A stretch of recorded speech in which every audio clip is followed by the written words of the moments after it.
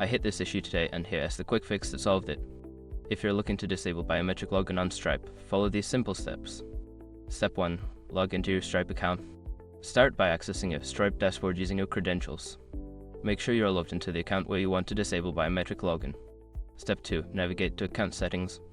Once logged in, locate the profile icon in the upper right corner. Click on it and select account settings from the drop-down menu. Step 3. Access security settings. In the account settings menu, find and click on the security tab. This section contains all the security-related options for your account. Step 4. Disable biometric login.